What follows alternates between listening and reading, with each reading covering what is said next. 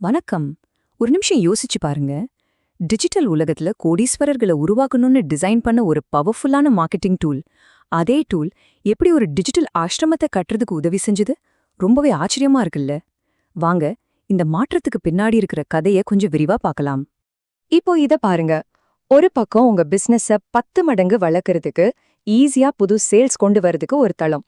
இன்னொரு பக்கம் அதே தளம் ஒரு ஆன்மீக குருவோட போதனைகளை உலகம் முழுக்க கொண்டு போகுது. டெக்னாலஜி ஒண்ணுதான், ஆனா நோக்கங்கள் பாருங்க, ரெண்டும் வேற வேற துருவங்கள். இது எப்படிங்க சாத்தியமாச்சு? சரி, வாங்க இந்த கதையோட மையத்துக்குள்ள போலாம். அதாவது, இந்த டெக்னாலஜிய வச்சு ஒரு டிஜிட்டல் ஆசிரமம் உருவாக்குற அந்த மிஷனை பத்தி முதல்ல தெரிஞ்சுக்கலாம். இதோட ஒரே நோக்கம் குரு ஐயா பகவத் அவரோட ஞானத்தை டிஜிட்டல் ரூபத்துல எல்லாருக்கும் கொண்டு சேர்க்கணுங்கிறது தான். இந்த ஒரு மேற்கோளே இந்த முயற்சியோட ஆன்மாவை அழகா சொல்லிருது. ஐயா பகவத் அவர்களின் உயரிய தத்துவங்களையும் போதனைகளையும் உலகம் முழுவதும் கொண்டு செல்ல நீங்கள் எடுத்துள்ள இந்த முயற்சி மிகவும் பாராட்டுக்குரியது. அப்ப பாருங்க, இது வெறும் ஒரு டெக்னிக்கல் ப்ராஜெக்ட் மட்டும் இல்ல, இது ஒரு மனுஷனை மையமா வச்ச உன்னதமான முயற்சி. இந்த ஆன்மீக பயணத்தை ஆன்லைன்ல கொண்டு வர 4 முக்கியமான படிகள் தேவைப்பட்டுச்சு. முதல் படி ஒரு டிஜிட்டல் வீடு கட்டுறது. 2வது போதனைகளை அழகா வரிசைப்படுத்துறது. 3வது ஸ்டூடெண்ட்ஸ் சேர்றதே ரொம்ப சிம்பிள் ஆக்குறது.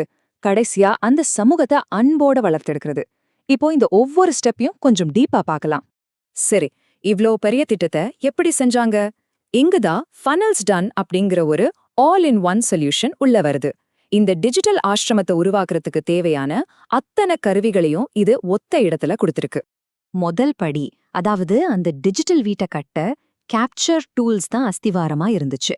இதை வச்சு குரு ஐயாவுக்குன்னு ஒரு ஸ்பெஷல் வெப்சைட், அதுக்கப்புறம் ஆர்வம் இருக்கிறவங்க ரெஜிஸ்டர் பண்றதுக்கு தனித்தனி லேண்டிங் பேஜஸ்லாம் உருவாக்குனாங்க. இதனால ஆர்வம் உள்ளவங்களை ரொம்ப சுலபமா உள்ள கொண்டு வர முடிஞ்சது. அடுத்தது, குருவோட போதனைகளை எப்படி ஒழுங்குபடுத்தினாங்க? இந்த பிளாட்ஃபார்ம்ல குருவோட வீடியோஸ், ஆடியோஸ், புக்ஸ்னு எல்லாத்தையும் ரொம்ப பாதுகாப்பா சேமிக்க முடிஞ்சது. பாடங்களை பேசிக், அட்வான்ஸ்டுன்னு பிரிச்சு ட்ரிப் கண்டென்ட்னு ஒரு ஆப்ஷன் மூலமா மாணவர்கள் ஒன்னு முடிச்சதுக்கப்புறம் அடுத்ததுன்னு ஒரு வரிசையா கத்துக்கிறத உறுதி செஞ்சாங்க.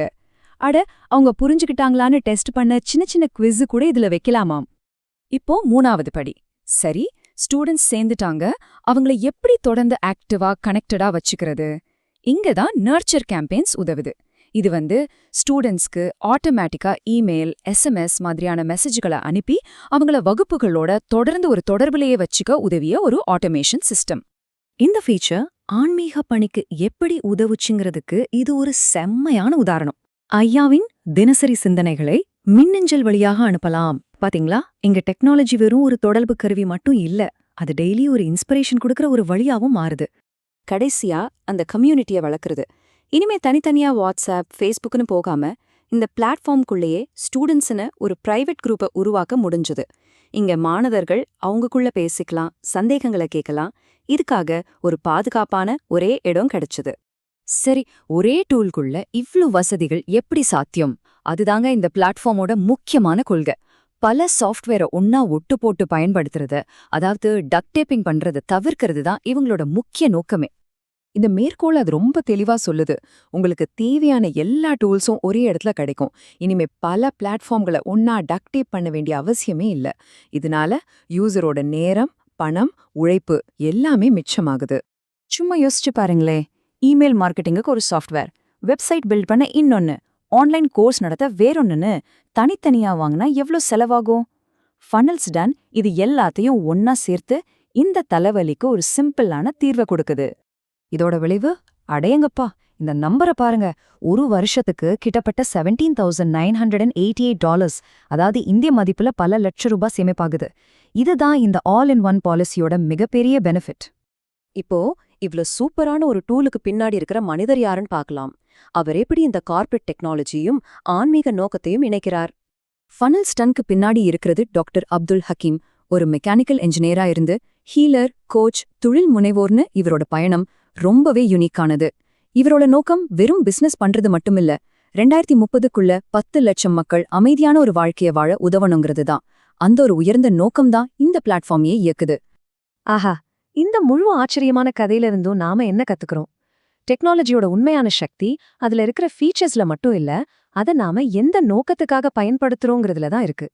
முக்கியமான விஷயம் இதுதான். ஒரு பிசினஸ 10 மடங்கு வளர்க்க உதவுற அதே கருவிகளை வச்சு ஞானத்தை பரப்பலாம், கம்யூனிட்டிகளை உருவாக்கலாம், ஒரு ஆன்மீக நோக்கத்துக்கு சப்போர்ட் பண்ணலாம். சொல்லப்போனா ஒரு கருவியோட சக்தி அத பயன்படுத்துறவங்களோட நோக்கத்தை பொறுத்து தான் தீர்மானிக்கப்படுது. அதனால கடைசியா இந்த கேள்வி உங்களுக்காக தான். சரியான கருவிகள் உங்க கையில கிடைச்சா நீங்க எந்த உன்னதமான நோக்கத்தை வலிமைப்படுத்துவீங்க? யோசிச்சு பாருங்க. நன்றி.